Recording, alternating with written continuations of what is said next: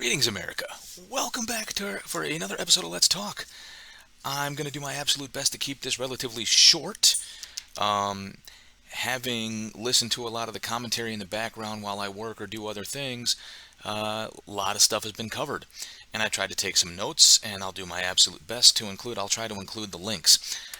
By the way, good late morning on Saturday, the 6th of February 2021, or good early afternoon, depending on where you're at.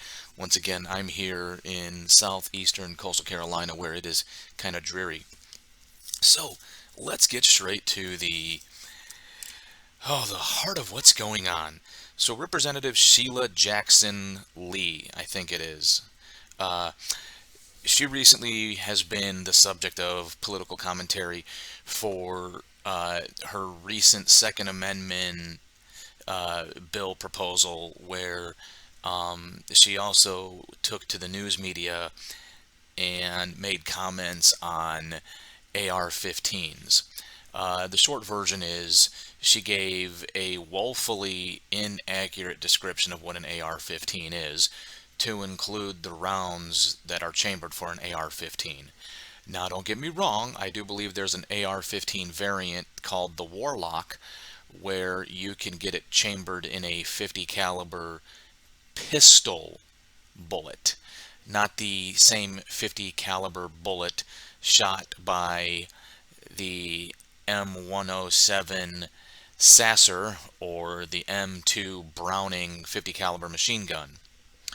Um, so there is a minor measure of accuracy there, but in her statement, and I'll include the link, she basically says that the AR-15 is extremely heavy, which if it was as heavy as she claims, why would anybody want one, let alone carry one like Kyle Rittenhouse or anybody else? And then she makes the claim that it shoots a 50 caliber bullet. So if she was misled or just woefully inexperienced, woefully uneducated on the subject, it is what it is. If her constituents have put her in a position where whoever she represents, they want her to fight harder for stricter anti-gun laws and policies, then in that sense she's doing her job. Um, that's what I find kind of scary. Is she said some, from my perspective and my point of view, she said some pretty ignorant, stupid things. Um, and for that matter, uh, does that directly represent the people she represents? So if she was elected by the majority of people in her district to represent them, does that directly mean that the people she represents are equally as ignorant or stupid? Interesting question. So I'll follow up on that. Representative Hank Johnson from Georgia, and I'll include his link. Many of you are familiar with this. The first time he was put on my radar was maybe just under 10 years ago, maybe a little over 10 years ago, when he was at, I believe, a defense committee hearing where they were talking about relocating the Marine Corps and the Navy from Okinawa to Guam. And he said, and I quote, not hyperbolically, not euphemistically, he was concerned that the physical island of Guam would capsize into the sea if we overpopulated it. As if, in his mind's eye, Guam was not like a volcanic landmass that rose from the ocean floor due to volcanic activity and thus created the island mass of Guam. No, Guam was some sort of a floating structure where if we overloaded it with people, it would then capsize into the sea. And he said this to an admiral who was then required to respond politely and tactfully. And it's been confirmed. This was not hyperbole. This was not conjecture, making some sort of a comparison or, um, using certain words to convey a thought, like capsize the economy. No, he physically thought that the landmass would tip over and sink into the ocean. And as I researched him a little bit more, as it turns out, he's got a plethora of videos out there where he's just, and again, it circles back to the whole thing with Representative Sheila Jackson Lee. If he is a true and accurate representation of the people that elected him, wow. And I'm being very cautious with that because I think it's very dangerous to assume that the people that did elect Hank Johnson or Sheila Jackson Lee bear the same level of ignorance and or stupidity.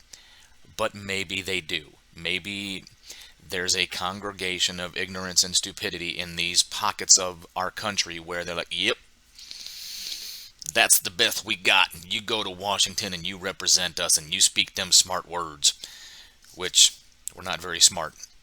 Um, Compounding on the whole Sheila Jackson Lee thing and the policy she's putting forward. Long story short is she's attempting to make it extremely difficult to own a firearm, putting you on a registry to include the ammunition. So when you go to buy a firearm or when you go to buy ammo, your name, your address, all that stuff. So it goes into a registry, a public registry, by the way, where even the likes of Antifa could know who you are, what you own, etc. Um, which there are other people like Steven Crowder and several others like Ben Shapiro and Dinesh D'Souza and several others I probably didn't name that could expand upon this in greater detail. My small summation, I think it's a dangerous precipice, whether it's a gun enthusiast, a Second Amendment enthusiast, a combination of all of the above. When you attempt to disarm the citizenry, I think it speaks to a greater issue where you're attempting to prevent the citizenry the opportunity to defend themselves against you, which is to say, I think deep down at the core, you yourself have greater evil intentions, which is why you want to disarm the citizens, because that's the first thing that happened in Nazi Germany. They disarmed the citizens, and then the brown shirts went around and basically harassed people. It's not that dissimilar to what we have today. Democrats have their Antifa and BLM, and they go around and they harass people and burn down businesses and whatnot. The next topic of interest was AOC's false account of what happened during the Capitol riots, if you will. Her location, her proximity to danger, and the overall threat to her life. Ben Shapiro spoke about this one quite eloquently, in which case she could have fear, she can have all these different emotions, and those are just opinions, those are thoughts. You can't fact check a thought, you can't fact check an emotion. What you can fact check is proximity. You can fact check her geographical location, you can fact check, you know, where she was in approximation to the actual danger level, and all of these things. And apparently it was proven false. In which case, and I've mentioned this before, and I've talked about this before in a different video. Rather than, okay, yeah, maybe I wasn't right there in the thick of it, but I still felt scared. All right, she's turning it around where now she wants like her supporters to go out there and track down people who speak out against her, are pro-Trump and all that. Basically, she wants like her supporters start creating like a registry, if you will, of, let's just say, like the 74 million people who didn't vote for Democrats. Uh, I'm paraphrasing the hell out of that, but it's out there. You can find that.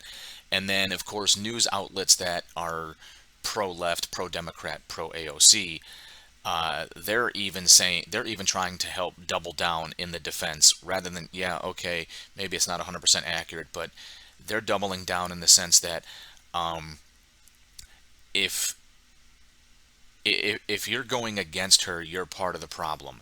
If you're going against her, it's because you're deeply rooted. If you don't believe her, you're deeply rooted in evil, and you're a bad person, and you're a white supremacist. I mean, I'm paraphrasing the hell out of this because there's other commentators who have spoke more eloquently about it, but essentially they're claiming that you're in some weird state of denial, and it's just pure garbage.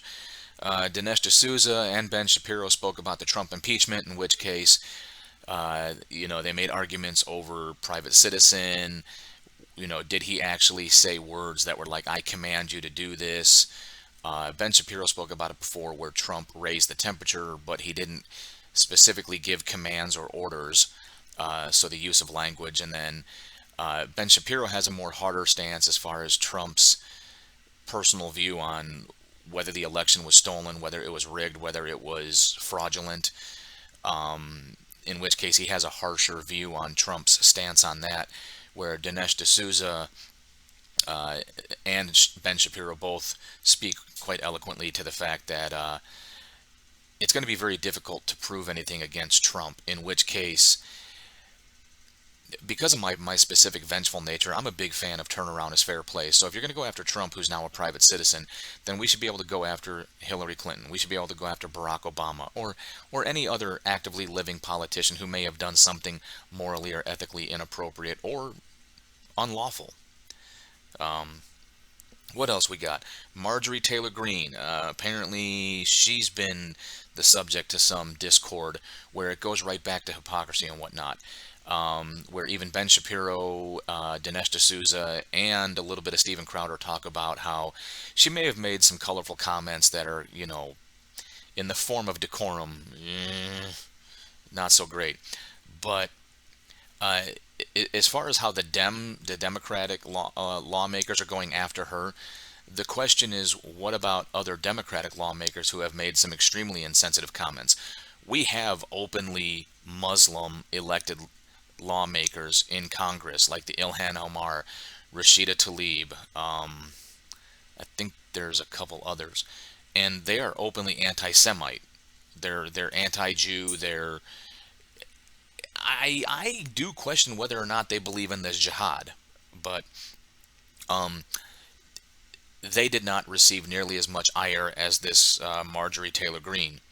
And then, of course, Dave Rubin talks about the ACLU and their tweets about the whole trans thing, which, man, that's a can of worms. I don't even know what to do with that, because the short version is you have male athletes who were mediocre at best in their gender assigned sports, so then they decide, hey, I'll be a girl instead, and now they're dominating in girl sports because they're using the transgender card, and the ACLU is apparently defending all this stuff. And then Dave Rubin goes on to explain how the ACLU once used to be a reputable organization who fought for some morally ambiguous stuff, but legally fought for the law. Most notably, the ACLU rose to fame in my former neck of the woods, the Chicagoland area, specifically Skokie, where at one time Skokie had a large congregation of Holocaust surviving Jews, and the neo-Nazis wanted to do a protest or some sort of assembly, and the ACLU fought for their right to do so. And then, of course, Dave Rubin just goes on to talk about how the ACLU is just garbage because of how they're attempting to what's the word I'm looking for? They're attempting to fall in line with current social trends. Oh yeah, and then I think it was Dave Rubin who spoke about how, the current left-leaning media sources are pulling this whole thing with, if you don't believe our view, if you don't believe the way we look at the world, then you're an evil person, you're a white supremacist, you're a science denier, whatever the topic is, if you don't believe the way that the left-leaning media is pushing it, then whatever that particular topic is, you're a bad person because you're a science denier, or you're anti-trans, anti-LGBT, you're homophobic, whatever the case may be. I mean, you can see where this list goes. And I want to expand on that for a moment, because I think that's a very dangerous precedent. And Dave Rubin spoke about, and I think Ben Shapiro spoke about it. I think both of them actually talked about it. So let's just keep it really simple. You have the left and you have the right, because there's really nobody in the center. So you have the left and you have the right. Clearly the left is dominating in the media. They're dominating in big tech, the Twitter, the Facebook, the YouTube, etc. The left is dominating in Hollywood. So as far as public perception, the left is in the dominant because of, like I said, mass media, your major news outlets, your social media platforms, and then your performance industries, whether it's acting, sports, musicians. So the left has kind of taken over that culture there. And what the left has done really good for the last several decades is be the first ones to make accusations. Be the first ones to make accusations. Be the first ones to make claims and establish it as truth, regardless of whether the facts back it up. Because if you can gain the momentum with that particular story, once it has momentum, it's like Marvel's The Juggernaut. Do not allow this person to gain and maintain momentum, because then he's unstoppable. Well, that's what effectively the left has done, is the left has taken ideas and converted it into a juggernaut, because nobody's been there to resist the opportunity for the left to create a concept, give it momentum, and then once it has the momentum, it's terribly difficult to stop. So whether it's an accusation or claiming something as a fact, the left has been able to perpetuate that, give it momentum, and then it becomes terribly difficult to stop, and it becomes terribly difficult to fight. Where am I going with this? Now the left is basically taking this position where, this is our claim, this is what we're saying. If you resist it, if you have a different opinion, you're a bad person, you're an evil person, you're some other adjective that denotes something negative about your character. And we've even got statements. I had a list of names, but the one that comes to mind is people who have been on CNN, but more importantly, Katie Couric. Katie Couric, who used to be like America's sweetheart, everybody loved her, cancer survivor, all this stuff. She's physically on camera saying, we need to reprogram these people. I'm going to try to keep it in context, but she's basically saying there's 74 million Americans that need to be reprogrammed. Think about how dangerous that is. Joe Biden came out with this thing, we need to unify, we need unity, no, you don't want unity. You want alignment. You want agree with us and our way of thinking and our way of doing business, or else. Katie Couric is out there saying we need to be reprogrammed. I was just watching Chicago Fire, and more recently, I think last weekend, I was talking with my wife's aunt and uncle, specifically her aunt, who have relocated here from Florida. Now, she is a staunch left-leaning Democrat. I mean, if there's Kool-Aid, she'll put an IV tap, and I've had to learn how to deal with her.